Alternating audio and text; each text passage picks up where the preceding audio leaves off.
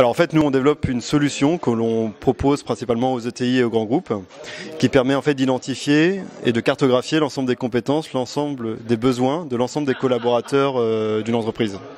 Ce qui est très intéressant en fait, c'est qu'on est une solution que l'on vend, qu'on propose principalement au DRH, mais en fait dès qu'on obtient finalement l'accord de principe du DRH, il y a tout un travail en fait d'intégration de notre solution au niveau DSI.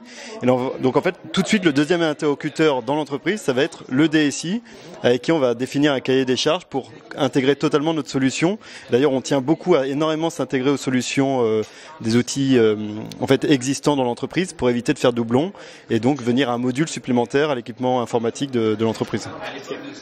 Alors, vous êtes donc une start-up française, donc jeune pousse, vous avez peu d'existence, ça fait 2 ans je crois, c'est ça que vous existez? Alors effectivement, la plateforme, en fait, l'idée, le concept d'Elamp, on l'a eu en août 2012 et on a déployé la plateforme, toute première version de la plateforme, on pouvait uniquement s'inscrire et compléter ses compétences en septembre 2013. Votre retour d'expérience, quelles sont les difficultés que vous rencontrez aujourd'hui en tant que start-up française? Est-ce que vous pensez que l'écosystème est plus favorable pour vous aujourd'hui?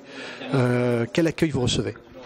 Alors effectivement, quand on travaille principalement avec des grands groupes et des ETI, il y a toute une problématique de rentrer en contact, on va dire, avec la bonne personne qui va avoir la capacité de prendre une décision dans l'entreprise.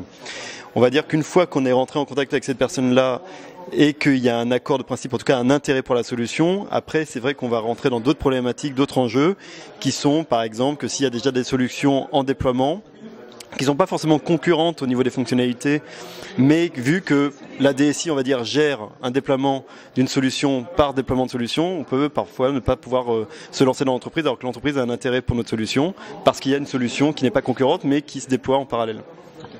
Ok. Et qu'est-ce qu'on peut faire pour vous aider? Parlez-nous à un maximum de DRH, d'ETI et de grands groupes qui cherchent une solution qui va permettre d'identifier et de cartographier l'ensemble des compétences des collaborateurs d'une entreprise. En fait, nous, on est un RSE. On n'est pas un RSE d'ailleurs, on est un RCE, un réseau collaboratif d'entreprise.